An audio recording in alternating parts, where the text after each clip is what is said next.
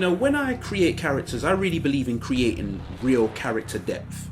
And when I say character depth, what I mean is I don't like characters that are just good and bad. I think that's corny. I think it's really boring. I prefer to have characters that have got a lot more dimensions to their character. So, for example, you could have a guy that's done bad things, but is he really a bad person? Same with good guys, a guy that's done good things, but is he really a good person? This is where my character like Siege comes in.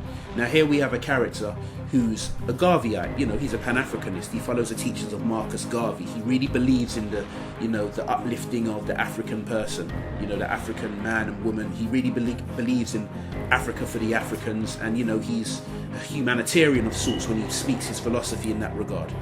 But the only thing is, having those views is one thing, but what he does for a living is a different thing, because he's actually a weapons trader. Siege is just that guy. He's got business down to a T. He works with Cranius, but he knows how to not get his hands dirty. He's got it all on lock. He's got friends in the right places, FRD, ties with, Hardcastle. He knows exactly what's going on, and he's actually the source of the whole program. And he's doing Africa a huge favor, actually. He's made them the powerhouse, the one everyone wants to go to now. So what can you really say about him? I mean, you could say, he's bad, but others, they seem good.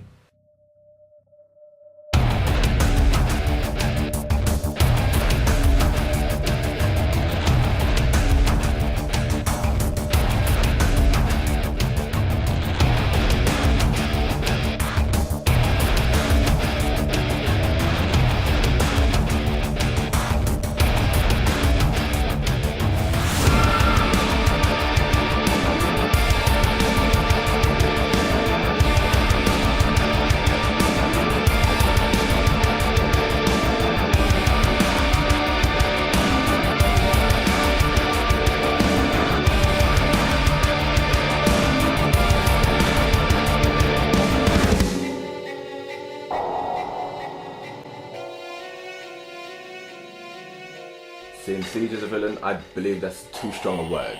Like, villain suggests somebody that's out there solely just to get you, just out there to get you to cause drama.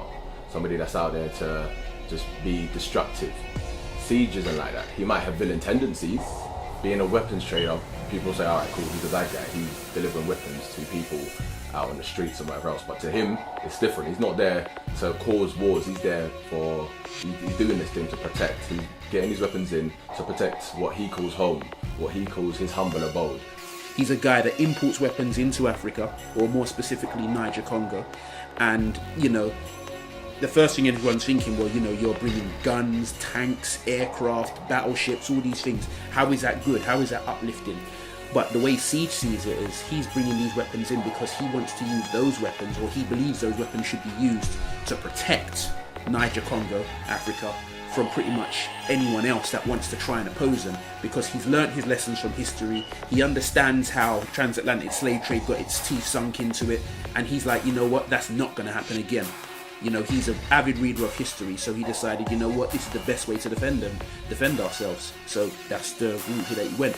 The only problem is that when he did that, he also influenced a legion of people behind him that also had similar views in terms of obtaining power, but they wanted power for different things.